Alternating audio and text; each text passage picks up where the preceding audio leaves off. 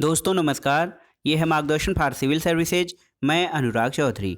दोस्तों आज की वीडियो में आप पढ़ेंगे 8वीं कक्षा के एनसीईआरटी विज्ञान का अध्याय 5 कोयला और पेट्रोलियम। आप जानते हैं कि कोयला और पेट्रोलियम महत्वपूर्ण ऊर्जा संसाधन हैं और ये समाप्त होने वाले प्राकृतिक संसाधन हैं जिसकी मात्रा या भंडार सीमित है। इन प्राकृतिक ऊर्जा स्रोतों के अध्ययन के क्रम में आप ये भी जानेंगे कि प्राकृतिक संसाधन क्या होते हैं, इनके कौन कौन से प्रकार होते हैं, कोयला, कोक, कोलतार क्या है, पेट्रोलियम और उसका निष्कर्षण कैसे किया जाता है तथा पेट्रोलियम के प्रमुख उप उत्पाद और सह उत्पाद कौन से हैं, और अंत में इस अध्याय का सारांश आप पढ़ेंगे। तो आइए शुरू करते हैं आज का अध्याय 5 कोयला और पेट्रोलियम। दोस्तों हम अपनी मूलभूत आवश्यकताओं के लिए विभिन्न पदार्थों को उपयोग में लाते हैं और इसमें से कुछ प्रकृति में पाए जाते हैं और कुछ का निर्माण मानव द्वारा किया जाता है या मानव निर्मित कुछ ऊर्जा संसाधन होते हैं। तो आप समझ गए कि अपनी मूलभूत आवश्यकताओं के लिए कई पदार्थों का हम उपयोग करते हैं, कुछ प्रकृति में स्वतंत्र अवस्था में या प्राकृतिक रूप में पाए जाते हैं और कुछ का निर्माण मानव द्वारा किया जाता है। दोस्तों प्राकृतिक ऊर्जा संसाधनों में हम अनेक प्रकार के उत्पादों जैसे कोयला, पेट्रोलियम, सौर ऊर्जा, पवन ऊर्जा, जल ऊर्जा का उपयोग करते हैं और मानव निर्मित संसाधनों में अनेक प्रकार के इंजन और इनसे चलने वाले अनेक प्रकार के ऊर्जा संसाधनों का प्रयोग किया जाता है। दोस्तों वायु, जल, मृदा और खनिज शामिल होते हैं और ये सभी चीज़ें प्रकृति द्वारा उपलब्ध कराए जाते हैं। इनको नेचुरल रिसोर्सेज या प्राकृतिक संसाधन कहा जाता है। तो एक परिभाषा आप समझ लीजिए कि ऊर्जा के वे संसाधन जो प्रकृति द्वारा उपलब्ध कराए जाते हैं उन्हें नेचुरल रिसोर्सेज या प्राकृतिक संसाधन कहा जाता है। दोस्तों इसमें वायु, जल, मृदा और सौर ऊर्जा ये ऊर्जा के प्राकृतिक संसाधन कहे जाते हैं। इसके अलावा वायु, जल और मृदा, इसके अलावा भी दोस्तों कुछ ऐसे जो उत्पाद हैं या ऊर्जा संसाधन हैं ये मानवीय क्रियाकलापों से समाप्त भी हो सकते हैं क्योंकि इनकी मात्रा सीमित होती है, और कुछ ऊर्जा संसाधन ऐसे होते हैं जो उपलब्धता की दृष्टि से अपनी सर्वव्यापकता और सार्वभौमिकता लिए हुए हैं और उनकी मात्रा कभी समाप्त नहीं हो सकती है। तो संसाधनों की उपलब्धता या व्यापकता के दृष्टिकोण से दो प्रकार में वर्गीकरण इनका किया जा सकता है। एक होता है अच्छे प्राकृतिक संसाधन जो कभी समाप्त नहीं होते हैं, और दूसरा होता है प्राकृतिक संसाधनों का ऐसा प्रकार जो कि भविष्य में समाप्त होने की संभावना है या जिनका भंडार सीमित है। अच्छे प्राकृतिक संसाधन दोस्तों ऐसे संसाधन प्रकृति में असीमित मात्रा में पाए जाते हैं और मानवीय क्रियाकलापों से ये समाप्त होने वाले नहीं हैं, जैसे सूर्य का प्रकाश हो गया, वायु हो गया। ये सभी संसाधन जो हैं ये अक्षय या नवीकरणीय या गैर परंपरागत संसाधनों के अंतर्गत शामिल होते हैं। दूसरा जो है ऊर्जा संसाधनों के प्रकार में ये है क्षरणीय या समाप्त होने वाले प्राकृतिक संसाधन। तो प्रकृति में इन स्रोतों की मात्रा सीमित है, ये मानवीय क्रियाकलापों द्वारा या अतिदोहन द्वारा समाप्त हो सकते हैं। इन संसाधनों में वन संसाधन, वन्य जीव, खनिज, कोयला, पेट्रोलियम, प्राकृतिक गैस इत्यादि संसाधन हैं। दोस्तों जो संसाधन हैं उनकी वृद्धि के साथ साथ देखिए यहाँ पर देखिए कि जनसंख्या में वृद्धि के साथ साथ दूसरी और तीसरी पीढ़ी के उपभोक्ताओं की संख्या अधिक है। प्रत्येक समूह के लिए मेज पर पूरा पात्र रख दीजिए और पहली पीढ़ी के उपभोक्ताओं से कहिए कि वे अपने समूह के पात्र से वस्तुओं का उपभोग करें। तो देखिए यहाँ पर एक प्रयोग करने के लिए आपको कहा गया है। आप कुछ बर्तन लीजिए, उन्हें मूंगफली, पॉपकॉर्न और टॉफी से भर दीजिए। 7 समूहों में कक्षा को बांट दीजिए। इन समूहों को 1, 2 और 4 विद्यार्थियों वाले उप समूहों में बांट दीजिए। इनको पहली, दूसरी और तीसरी पीढ़ी के रूप में चिन्हित करिए। तो दोस्तों अंत में आपको ये लगेगा कि पहली पीढ़ी, दूसरी पीढ़ी और तीसरी पीढ़ी के जब उपभोक्ता अपने अपने खाद्य पदार्थों का उपभोग कर लेते हैं तो अगली आने वाली पीढ़ी को उपभोग करने के लिए बहुत कम या कुछ नहीं बचता है। तो ऐसी भी स्थिति आ सकती है कि जो हमारे प्राकृतिक संसाधन हैं, समाप्त होने वाले संसाधन हैं, उनका उपयोग यदि हमारे द्वारा या हमारी पीढ़ी द्वारा कर लिया जाएगा तो आगे आने वाली पीढ़ी के लिए संसाधन या तो बहुत कम मात्रा में बचेंगे या फिर बचेंगे ही नहीं। इसलिए हमें इन संसाधनों का उपयोग मितव्ययितापूर्ण ढंग से करना चाहिए ताकि ये भविष्य के लिए भी उपलब्ध हो सकें। दोस्तों, पात्रों के खाद्य पदार्थ, कोयले, पेट्रोलियम या प्राकृतिक संसाधन जैसे समाप्त होने वाले प्राकृतिक संसाधनों को अगर जो उनसे प्रदर्शित किया जाए तो ये हो सकता है कि किसी समूह की पहली पीढ़ी बहुत अधिक लालची हो सकती है और पहली पीढ़ी के लिए जो प्राकृतिक संसाधन हैं वो उपलब्ध होंगे, लेकिन बाद की पीढ़ियों के लिए इनकी उपलब्धता सुनिश्चित नहीं की जा सकती है। और दोस्तों, कोयला, पेट्रोलियम और प्राकृतिक गैस जैसे कुछ समाप्त होने वाले प्राकृतिक संसाधन के विषय में हम इस अध्याय में पढ़ेंगे। और आपको जानकारी के लिए बता दें कि ये जो कोयला, प्राकृतिक गैस और पेट्रोलियम जैसे उत्पाद हैं, इनको जीवाश्म ईंधन कहा जाता है, क्योंकि इनका निर्माण सजीव प्राणियों के मृत अवशेषों अथवा जीवाश्मों से होता है। तो आइए सबसे पहले जानते हैं कोयला के बारे में। दोस्तों, कोयला जो है पत्थर जैसा कठोर काले रंग का होता है। यहाँ पर देखिए ये कोयले का चित्र दिया गया है और खाना पकाने के लिए उपयोग में आने वाले ईंधनों में कोयला प्रमुख है। इसका पहले प्रयोग रेल इंजन को चलाने के लिए, भाप बनाने के लिए किया जाता था और इसका उपयोग आज भी जो तापीय शक्ति संयंत्र हैं या थर्मल पावर जो स्टेशंस हमारे होते हैं, जैसे एनटीपीसी हो गया और अन्य थर्मल पावर संयंत्र, छोटे छोटे उद्योग हो गए, वहाँ पे कोयले का उपयोग दोस्तों विद्युत उत्पादन के लिए भी किया जाता है। और कोयले का उपयोग विभिन्न उद्योगों में ईंधन के रूप में भी किया जाता है। आइए कोयले के बारे में जानने से पहले पढ़ते हैं कोयले की कहानी। लगभग 300 मिलियन वर्ष पूर्व पृथ्वी पर निचले जलीय क्षेत्रों में घने वन थे और बाढ़ जैसे प्राकृतिक प्रक्रमों के कारण ये वन मृदा के नीचे दब गए। उनके ऊपर अधिक मृदा जम जाने के कारण वे संपीड़ित हो गए, यानी दबाव के कारण वे दब गए। जैसे जैसे वे गहरे होते गए उनका तापमान भी बढ़ता गया। उच्च दाब और उच्च ताप पर पृथ्वी के भीतर जो मृत पेड़ पौधे थे धीरे धीरे कोयले में परिवर्तित हो गए और कोयले में मुख्य रूप से कार्बन होता है। मृत वनस्पति के धीमे प्रक्रम द्वारा कोयले में परिवर्तन को कार्बनीकरण कहते हैं। तो कार्बनाइजेशन या कार्बनीकरण दोस्तों ये ऐसा होता है कि मृत वनस्पति या पेड़ पौधे या जीव जंतुओं के जो टुकड़े होते हैं उनका धीरे धीरे कोयले में परिवर्तित होना कार्बनीकरण कहलाता है। कोयला जो वनस्पतियों के अवशेषों से बनता है, इसलिए कोयले को जीवाश्म ईंधन भी कहा जाता है। आइए देखते हैं दोस्तों, यहाँ पर कोयले की एक खान दिखाई गई है जहाँ से कोयले का निष्कर्षण किया गया है। वायु में गर्म करने पर कोयला जलता है और मुख्य रूप से कार्बन डाइऑक्साइड गैस उत्पन्न करता है। उद्योगों में दोस्तों कोयले का भारी मात्रा में प्रयोग किया जाता है और कोयले के कुछ प्रक्रमण या इसके संशोधन द्वारा कुछ उपयोगी उत्पाद पदार्थ प्राप्त किए जाते हैं। इनमें कोक, कोलतार और कोयला गैस प्रमुख है। तो कोयले से बनने वाले अन्य उत्पादों के बारे में जानते हैं। उसमें पहला है कोक। कोक एक कठोर, सरंध्र और काला पदार्थ होता है। ये कार्बन का लगभग शुद्ध रूप होता है। कोक का उपयोग इस्पात के औद्योगिक निर्माण और बहुत से धातुओं के निष्कर्षण में किया जाता है।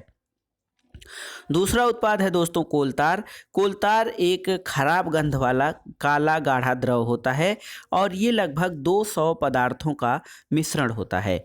कोलतार से प्राप्त उत्पादों का उपयोग जो है प्रारंभिक पदार्थों के रूप में दैनिक जीवन में काम आने वाले विभिन्न प्रकार के औद्योगिक निर्माण में, उद्योगों में, संश्लेषित रंग, औषध, विस्फोटक पदार्थ, सुगंधित पदार्थ, प्लास्टिक, पेंट, फोटोग्राफिक सामग्री, छत निर्माण सामग्री आदि में होता है। और सबसे रोचक तथ्य ये है कि माथ और अन्य कीटों के भगाने के लिए प्रयोग में लाई जाने वाली नेफ्थलीन की गोलियां भी कोलतार से प्राप्त की जाती हैं। दोस्तों, आजकल पक्की सड़कों के निर्माण में कोलतार के स्थान पर एक पेट्रोलियम उत्पाद बिटुमेन का प्रयोग किया जाता है। तो पहले आपकी जानकारी के लिए, पहले जो है सड़कों के निर्माण में कोलतार का प्रयोग किया जाता था, लेकिन आजकल एक पेट्रोलियम के उत्पाद बिटुमेन का प्रयोग किया जाता है। इसके अलावा एक उत्पाद है दोस्तों कोयला गैस। तो कोयले के प्रक्रमण द्वारा या प्रोसेसिंग द्वारा कोक बनाते समय कोयला गैस मिलती है और यह कोयला प्रक्रमण संयंत्रों के निकट स्थापित बहुत से उद्योगों में ईंधन के रूप में प्रयोग की जाती है। दोस्तों लंदन में 1810 में और न्यूयॉर्क में 1820 के आसपास कोयला गैस का उपयोग प्रथम बार सड़कों पर रोशनी के लिए किया गया था और आजकल इसका उपयोग रोशनी के बजाय ऊष्मा के स्रोत के रूप में किया जाता है। अब कोयले के बाद आइए देखते हैं पेट्रोलियम। दोस्तों पेट्रोलियम जो है वर्तमान काल का ईंधन है और बहुत से कल कारखाने, वाहन, यातायात, संचार के साधन पेट्रोलियम से संचालित होते हैं। ईंधन के रूप में पेट्रोल का प्रयोग हल्के स्वचालित वाहन जैसे मोटरसाइकिल, स्कूटर और कार में होता है। भारी मोटर वाहनों जैसे ट्रक और ट्रैक्टरों को चलाने के लिए डीजल काम में आता है और ये ईंधन प्राकृतिक स्रोत से प्राप्त होते हैं जिसको कि पेट्रोलियम कहा जाता है। पेट्रोलियम कैसे बनता है? तो दोस्तों जैसे कोयले की बनने की एक प्रक्रिया होती है, लंबी प्रक्रिया होती है, उसी प्रकार पेट्रोलियम के बनने की भी एक प्रक्रिया होती है। पेट्रोलियम का निर्माण समुद्र में रहने वाले जीवों से हुआ। जब ये जीव मृत हुए तो इनके शरीर समुद्र के पेंदे में जाकर जम गए, फिर रेत और मिट्टी की तहों द्वारा ढक गए। लाखों वर्षों में वायु की अनुपस्थिति, उच्च ताप और उच्च दाब ने मृत जीवों को पेट्रोलियम और प्राकृतिक गैस में परिवर्तित कर दिया और ये प्रक्रिया बहुत लंबे समयांतराल में हुई। दोस्तों यहाँ पर अभी हम एक चित्र देखेंगे जो पेट्रोलियम और प्राकृतिक गैस के भंडार को दर्शाता है और पेट्रोलियम तेल और गैस की परत जल की परत के ऊपर होता है। ऐसा इसलिए होता है कि तेल और गैस जल से हल्के होते हैं और जल में मिश्रित नहीं होते हैं। जानकारी के लिए दोस्तों आपको बता दें कि विश्व का पहला तेल का कुआं पेंसिल्वेनिया, अमेरिका में 1859 में ड्रिल किया गया था और 8 वर्ष के बाद 1867 में असम के माकुम नामक स्थान पर तेल का पता चला था। भारत में जो तेल का निष्कर्षण है वो असम, गुजरात, बॉम्बे हाई और गोदावरी कृष्णा नदियों के बेसिन से किया जाता है। यहाँ पर देखिए एक पेट्रोलियम और प्राकृतिक गैस के भंडार का चित्र दिया गया है।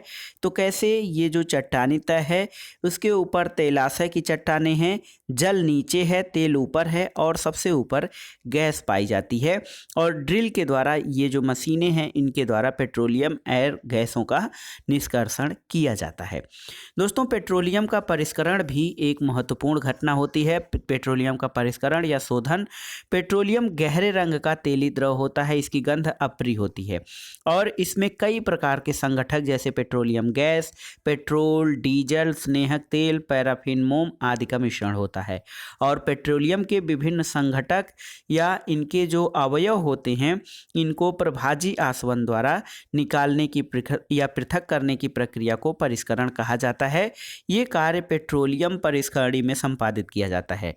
इसको पेट्रोलियम परिष्करणी को पेट्रोलियम रिफाइनरी भी कहा जाता है। दोस्तों तो पेट्रोलियम के विभिन्न संगठक और उनके उपयोग जो हैं वो यहाँ पर इस चित्र में दिए गए हैं। देखिए कौन कौन से पेट्रोलियम के संगठक होते हैं। द्रवित पेट्रोलियम गैस यानी एलपीजी, लिक्विफाइड पेट्रोलियम गैस, इसका उपयोग घरों और उद्योगों में ईंधन के रूप में किया जाता है। पेट्रोल का उपयोग दोस्तों मोटर, ईंधन, शुष्क धुलाई यानी ड्राइव क्लीनिंग के लिए किया जाता है। मिट्टी के तेल का उपयोग स्टोव, लैंप और जेट वायुयान के लिए ईंधन के रूप में किया जाता है। डीजल का प्रयोग भारी मोटर वाहनों और विद्युत जनित्र यानी जनरेटर के लिए ईंधन के रूप में। स्नेहक तेल का रूप जो है, स्नेहक तेल जो होते हैं वो लुब्रिकेंट के रूप में भारी मशीनों और सभी इंजनों में किए जाते हैं। पैराफिन, मोम, मरहम, मोमबत्ती, वैसलीन आदि बनाने में इसका उपयोग किया जाता है और बेटुमेन का प्रयोग पेंट और सड़क निर्माण में किया जाता है। दोस्तों पेट्रोलियम और प्राकृतिक गैस से अनेक उपयोगी पदार्थ प्राप्त किए जाते हैं। इनको पेट्रो रसायन यानी कि पेट्रोकेमिकल कहा जाता है। पेट्रो रसायन का उपयोग अपमार्जक रेसे, पॉलिस्टर, नायलॉन, एक्रिलिक और पॉलीथीन तथा अन्य मानव निर्मित प्लास्टिक आदि के औद्योगिक निर्माण में किया जाता है। यानी आपको ये जानकारी होनी चाहिए दोस्तों को जो पेट्रोकेमिकल होता है इससे पॉलिस्टर, नायलॉन, एक्रिलिक, पॉलीथीन और अन्य प्रकार के प्लास्टिक भी बनाए जाते हैं। प्राकृतिक गैस से प्राप्त हाइड्रोजन गैस का उपयोग उर्वरकों यानी यूरिया के उत्पादन में किया जाता है और बहुत अधिक व्यावसायिक महत्व के कारण पेट्रोलियम को काला सोना यानी कि ब्लैक गोल्ड भी कहा जाता है।